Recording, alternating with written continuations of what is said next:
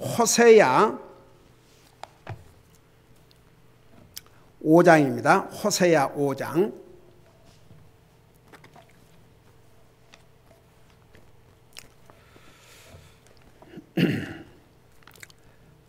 10절에서 12절까지 세 절을 같이 읽도록 하겠습니다.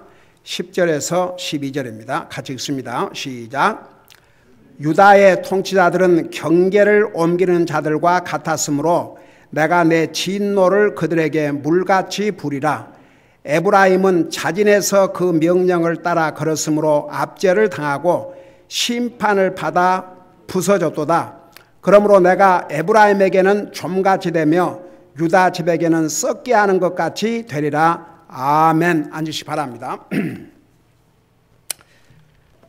우리 하나님께서 이스라엘 백성들에게 이미 가나안 땅을 들어가기 전부터 우리 하나님께서 미리 알려주셨습니다. 그리고 나중에 여호수아가 죽기 전에 이제 가나안 땅을 정복을 해서 그 11지파에게 이제 레위 지파는 하나님께서 따로 상속분을 주지 않았지만 나머지 11지파에게는 하나님께서 상속분을 다 여호수아를 통해서 주셨지요. 그리고 나서 죽기 전에 분명히 전했습니다. 너희가 만일 하나님이 주신 이 땅에서 하나님 말씀 불순종하고 우상 숭배하면 이 땅을 빼앗길 것이라고 경고를 해 주셨습니다. 그리고 수많은 선지자를 통해서 미리 다 알려주셨습니다. 그런데 먼저 이스라엘 북쪽이 악을 행했습니다.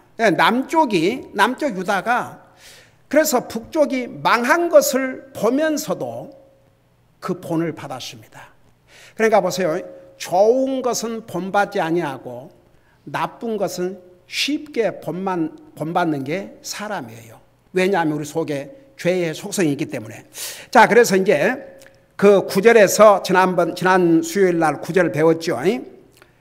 하나님께서 에브라임, 특별히 북쪽 이스라엘의 대표적인 지파라고 할 수 있는 에브라임 지파를 황폐하게 한다고 하셨습니다.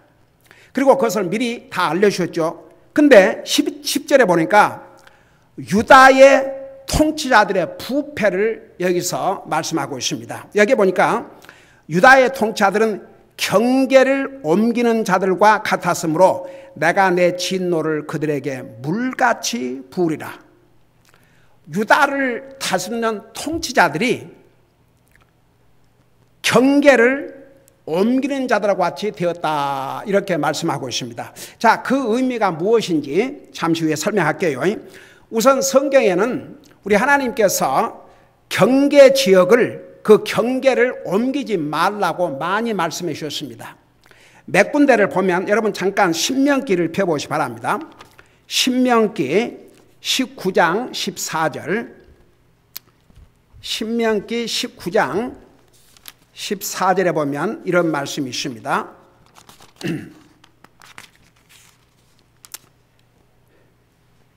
19장 14절에 보니까 너는 주 내 하나님께서 내게 주사 소유하게 하시는 땅에서 내가 상속받을 내 상속 유업 안에 옛 사람들이 정해놓은 내 이웃의 지계표를 옮기지 말지니라.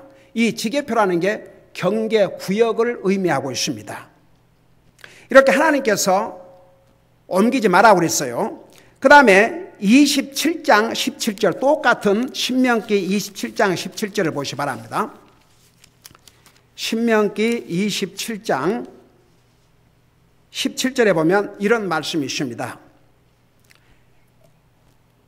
자기 이웃의 지계표, 이 경계지역, 경계표시죠. 그 경계표, 지계표를 옮기는 자는 저주를 받으리라 할 것이요 온 백성은 말하되 아멘 할지니라. 그래서 이 경계표를 옮기지 못하도록 이렇게 분명히 말씀해 주셨습니다.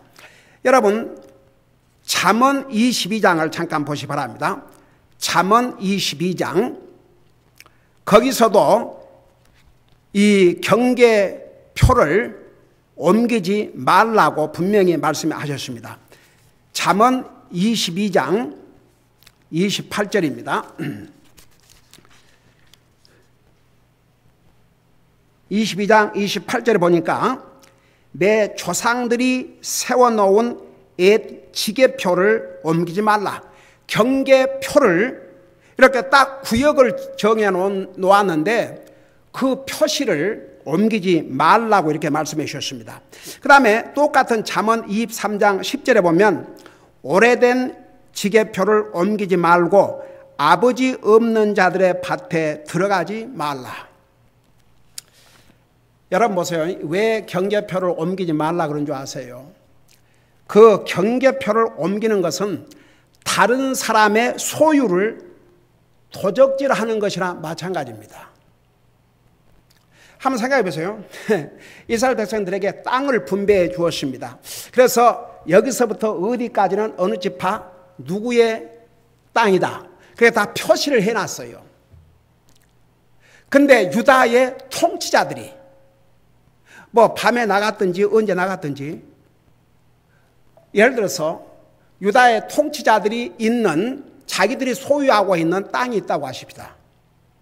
그리고 그 옆에 이제 다른 사람이 소유하고 있는 땅 경계표가 있는데 이 통치자들이 자기들이 직접 나가서 했든지 아니면 그들 부하들을 시켜서 했든지 그 경계표를 밤에 딱 옮긴다고 하십시다. 자기 땅을 더 넓히기 위해서. 이건 도적질이죠. 이 얼마나 부패한 것입니까? 자기 것이 아닌 것을 자기 것으로 착취하는 이 도적 행위입니다. 그런데 유다 통치자들이 이런 악을 행했습니다. 여러분 보세요. 오늘날도 정치 권력자들 얼마나 많은 뇌물을 받는 줄 아십니까? 여러분 정치하는 사람들이 무슨 돈으로 정치합니까? 사업가들의 돈 받아서, 물론 공개적으로 이렇게 기부금도 있지만 갖가지 압력이라든가 청탁을 위해서 뇌물을 주고,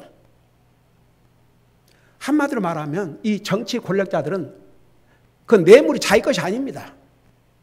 권력을 이용해서 다른 사람의 것을 자기 것으로 착취하는 행위입니다. 그러니까 이런 악한 행위가 옛날이나 지금이나 권력을 가진 자들이 하고 있습니다. 이 경우에 유다의 통치자들, 권력을 가지고 있는 사람들이 지계표를 옮기는 이런, 그러니까 쉽게 말하면 도적질을 한 것이죠. 그래서 여기에 보니까 유다의 통치자들은 경계를 옮기는 자들과 같았으므로, 그러니까 남의 것을 자기 것으로 착취하는 이런 악을 행했다고 말입니다. 여러분 보세요. 하나님께서 왜 정부를 주신 줄 아세요? 정부는 약자를 보호하고 잘하는 자를 칭찬해 주기 위해서, 그런 목적을 가지고 정부를 주님께서 세우셨어요. 그런데 세상의 권력자들은 도리어 그 권력을 이용해서 약자들을 착취하고 갖가지 뇌물로 남의 것을 자기 것으로 도적질하고 있습니다. 여러분 잠깐 로마서 13장을 펴봐요. 왜 하나님께서 정부를 세우셨는지.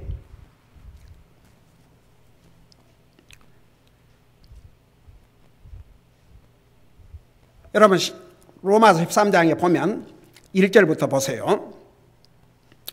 거기 보니까 모든 혼은 더 높은 권력들에 복종할지니라 하나님으로부터 나지 않은 권력은 없나니 현존하는 권력들은 하나님께서 정하시느니라.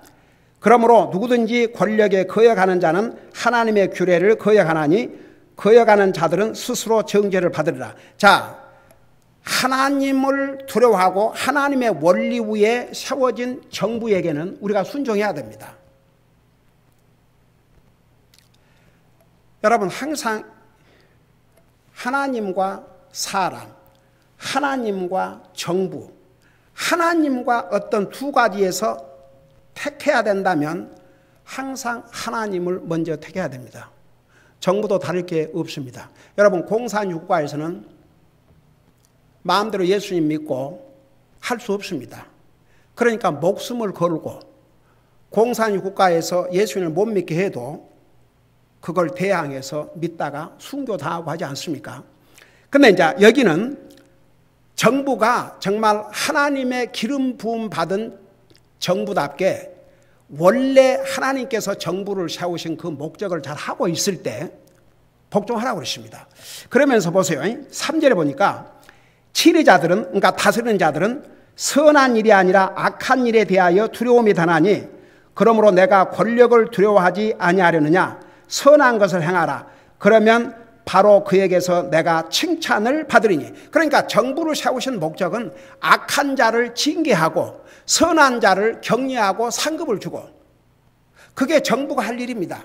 그게 하나님께서 정부를 세우신 목적입니다. 권력을 가진 사람은 약자를 보호해 줘야 됩니다. 근데 여러분, 권력을 가진 사람들이 더 권력을 이용해서 못된 짓은 다 해요. 보세요.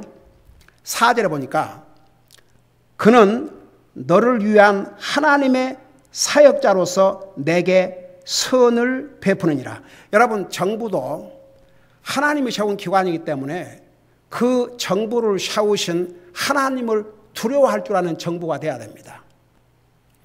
여러분, 북쪽 이스라엘과 남쪽 유다의 다른 차이가 뭐였냐면, 남쪽 유다에는 많은 경우에 왕들이, 유다의 통치자들이 하나님을 두려워했습니다. 하나님을 두려워함으로 나라를 다스렸습니다. 근데 북쪽 유다는 거의 전무한 상태였습니다. 하나님을 두려워할 줄 아는 왕이 한 사람도 없었습니다. 자, 그러면서 이게 뭐라 했습니까? 4절에 그러나 내가 악한 것을 행하거든 두려워하라. 그가 헛되이 칼을 차지 아니하나니 그는 하나님의 사역자요 보복하는 자로서 악을 행하는 자에게 진노를 집행하느니라. 그래서 정부를 세우신 목적은 악한 자를 징계하고 악한 자를 처벌하고 의로운 자에게 상급을 주고 격려하도록, 그게 하나님께서 정부를 세운 목적입니다. 근데 우리 호세아에 다시 돌아가서 이 유다는, 주여 유다의 통치자들은 경계를 옮기는 자들과 같았으므로, 그러니까 권력을 이용해서 남의 재산을 탈취하고 도적질하고 착취하는 그런 행위를 했다고 말입니다. 그래서 그들에게 어떤 하나님이 심판을 내리시느냐, 여기 보니까 마지막 부분에 내가 내 진노를 그들에게 물같이 부으리라. 여러분, 하나님께서 유다를 향해서도 많이 참으셨습니다. 참으셨습니다.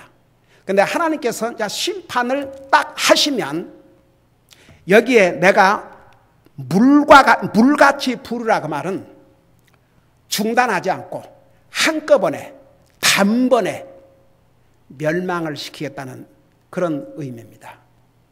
결국은 유다 망하고 말았습니다. 북쪽 이스라엘보다는 150년 더 그래도 하나님께서, 유다에는 많은 하나님을 두려워하는 왕들이 있었거든요. 다윗을 생각하셔서, 그리고 하나님께서 조상들의 약속한 그 언약을 생각해서 그렇게 150년을 더 나라로 유지하도록 하셨지만 결국은 유다도 망했습니다.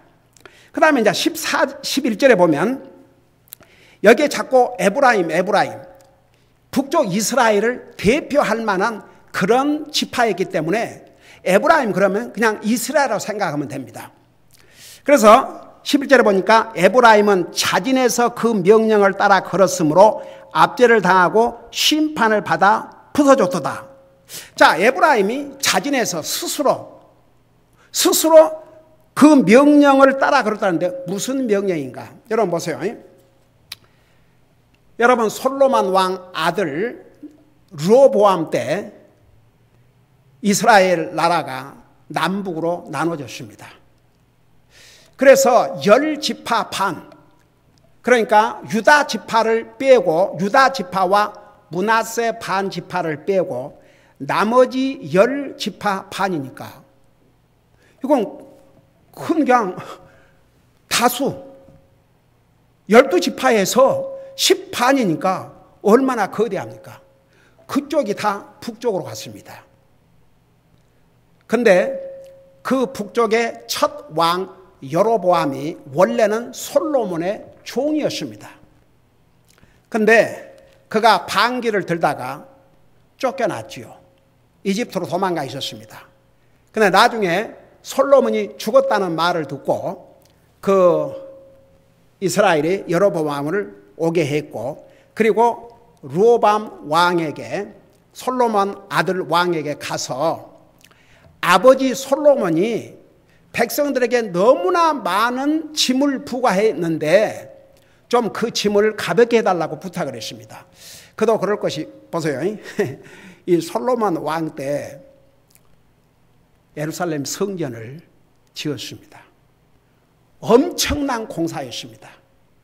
그리고 솔로몬 왕궁을 얼마나 거대하게 지었습니까? 그러니까 그 모든 것을 하자니 얼마나 백성들이 힘들었겠어요.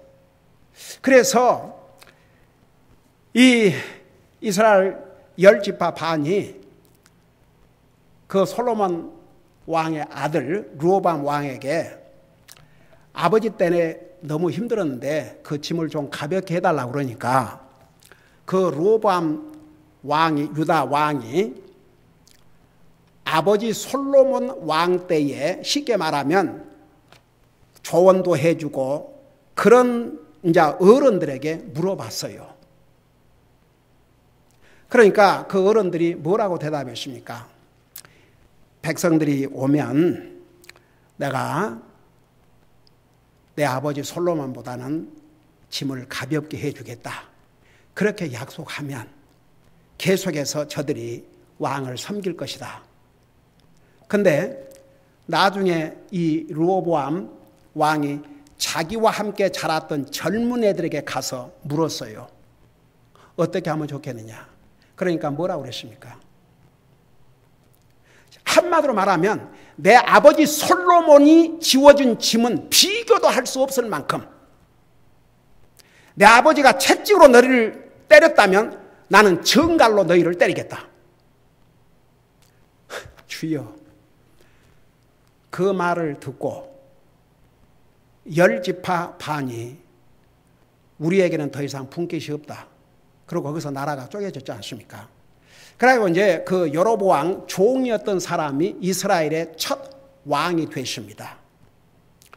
근데 이제 왕이 되기는 됐는데 이게 하나님의 성전이 예루살렘에 있고 예루살렘은 유다 왕이 그곳에서 살면서 다스리고 있고, 그러니까 아무래도 이스라엘 백성들이 그 예루살렘 성전을 사모하고 그곳으로 가서 하나님 앞에 예배를 드리고 또 희생물을 드리다 보면 다시 유다 왕에게로 돌아가야겠구나.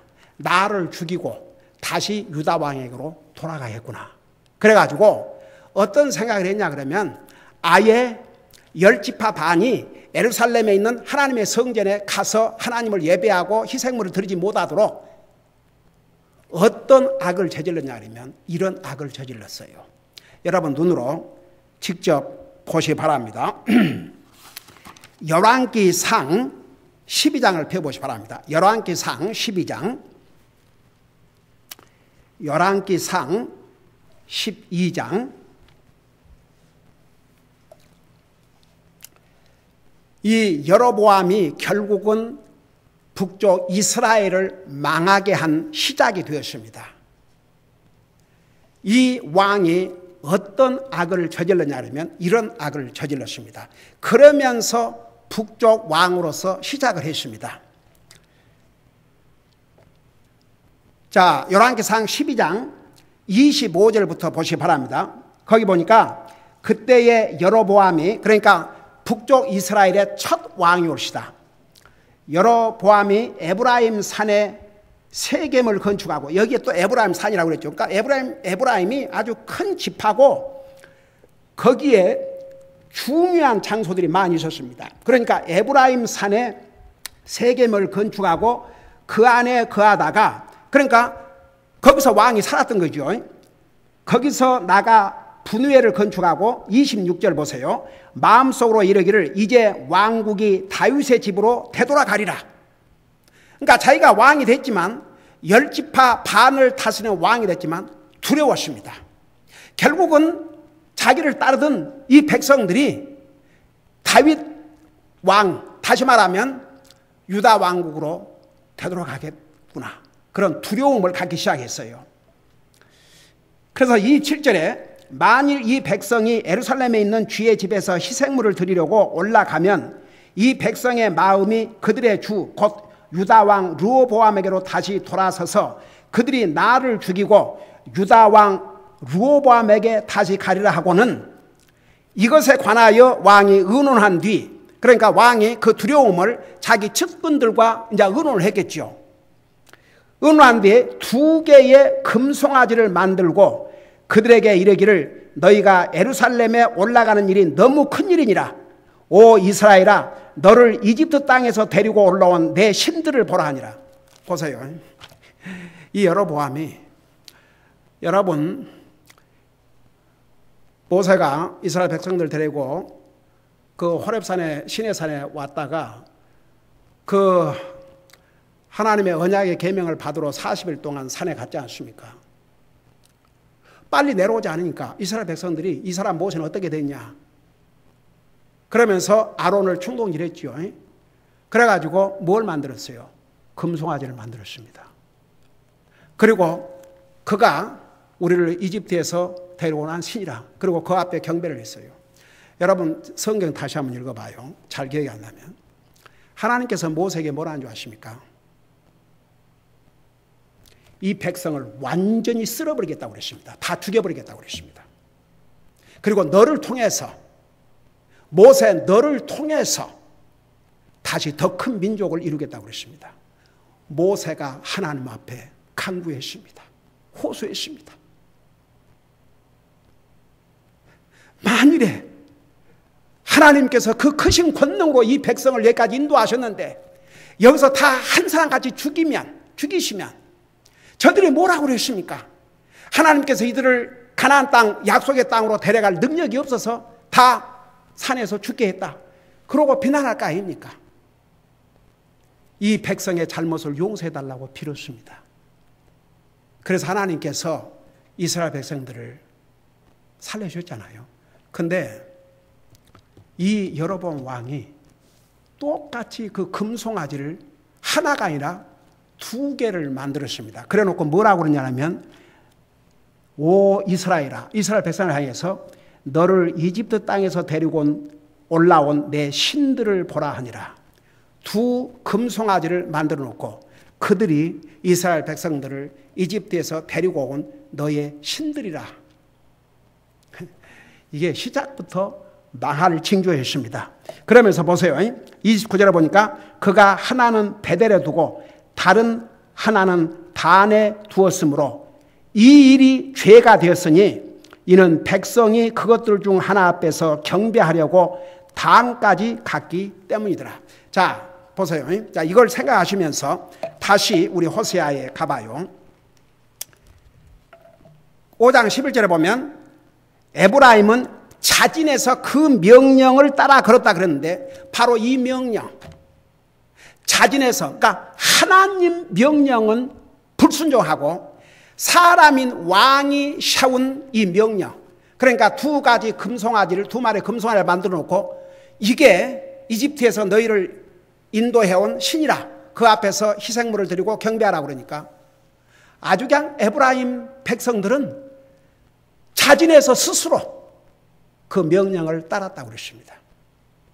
그러니까 하나님의 명령은 불순종하고 하나님은 섬기기를 싫어하면서 이 사람의 손으로 만든 금송아지를 신이라고 예배하고 섬기는 것을 기꺼이 했다고 말입니다.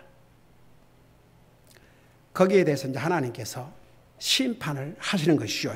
그래서 11절 보니까 에브라임은 자진해서 그 명령을 따라 걸었으므로.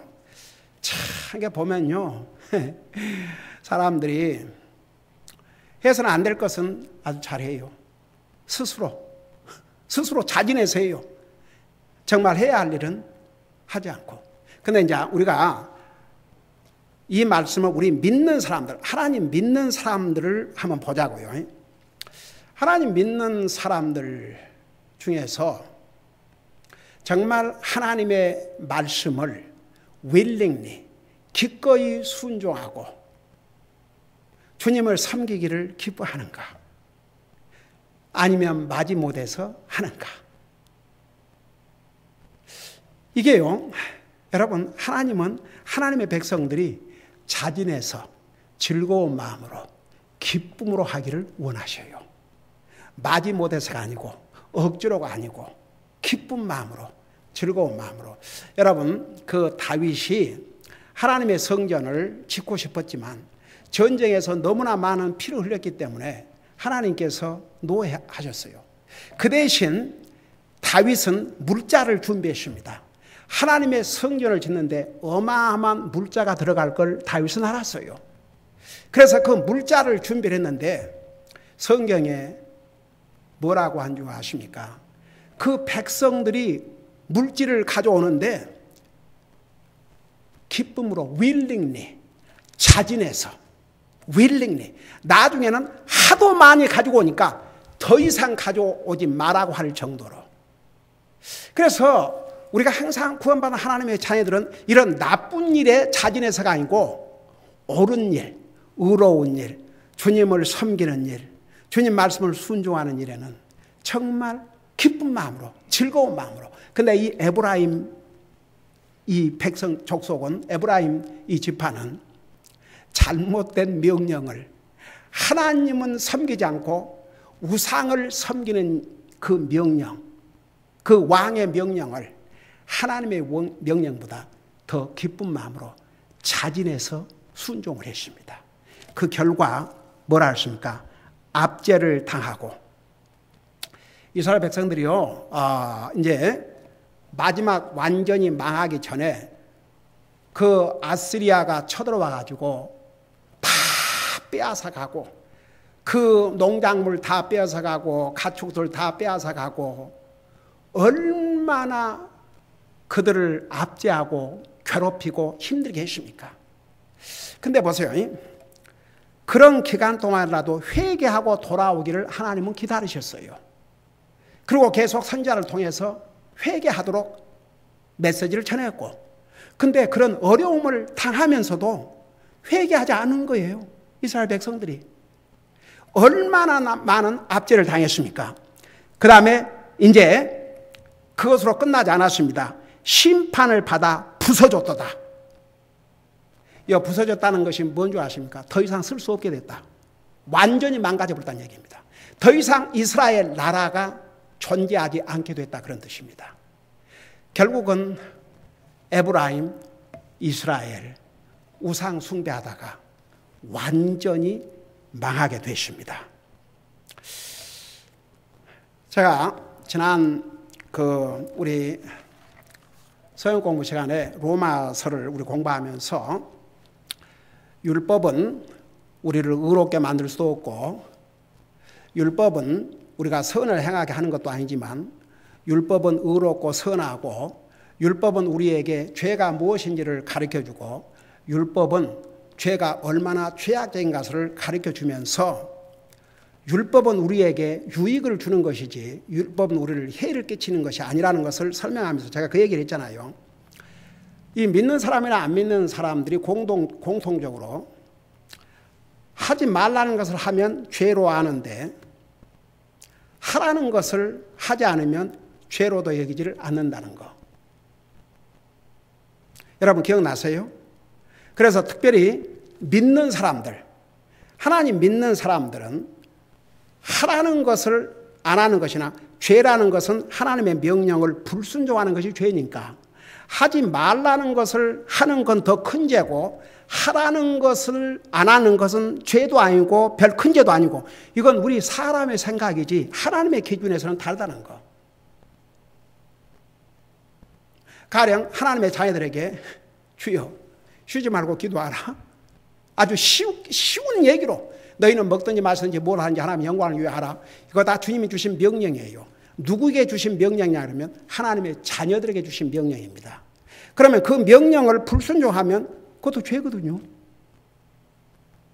근데 많은 사람들이 하라는 것을 안 하는 것은 죄로도 여기지 않는데 무슨 그 하나님의 말씀에 그렇게 크게 신경을 쓰겠냐 이거죠. 자, 제가 그런 메시지를 전했지 않습니까? 어떤 사람이 그 메시지를 봤어요. 그리고 뭐라고 이 메시지를 보냈냐 그러면 저는 구원받은 하나님의 자녀지요. 그 하라는 것을 안 하고도 진짜 죄로도 여기지 않고 그걸 죄인지조차도 몰랐습니다. 정신이 바짝 납니다. 정신 차리고 믿음 생활을 다시 해야 되겠습니다. 그러니까 보세요. 이 에브라임은 우상 숭배를 즐거운 마음으로 자진해서 했어요. 도리어 하나님은 섬기기를 싫어하고 하나님 말씀은 불순종하면서 그래서 결국 그들은 압제를 당한 삶을 살다가 완전히 부서지는 심판, 더 이상 나라가 존재하지 않는 그런 멸망을 당하게 된 것입니다. 여러분 보세요. 이거 우리에게 참 얼마나 좋은 교훈입니까? 우리 하나님께서는 한 가지 하나님 말씀에 순종하면 우리에게 복이 되고 하나님 말씀에 불순종하면 그 결과는 절대 복이 될 수 없다는 것. 이것이 우리에게 주신 교훈입니다. 기도하십시다. 사랑의 아버지 하나님, 이스라엘 백성들은 그렇게 하나님께서 반복해서 그 많은 세월을 하나님 말씀에 순종하고 우상 숭배하지 말 것을 전했지만 끝까지 그들은 이 하나님의 말씀을 불순종하고 우상 숭배하다가 이스라엘도 망하고 유다도 망하고 결국은 이스라엘 전체 나라가 몇천 년 동안 나라가 없는 그런 비운을 맞이하게 되셨습니다. 이것이 역사적인 교훈이라는 거 우리 잊지 말게 하시고 하나님 말씀에 순종하면 그 결과는 복이지만 하나님 말씀에 불순종하면 그 결과는 결코 복이 되지 않는다는 거 잊지 말게 하시고 항상 우리가 주님의 자녀들로서 하나님 말씀에 순종하고자 하는 옳은 일을 기쁨으로 즐거운 마음으로 자발적으로 할 수 있는 그런 마음을 가지고 살 수 있도록 우리의 삶을 인도해 주시옵소서. 감사합니다. 사랑합니다. 예수님의 이름으로 감사 기도하옵나이다. 아멘.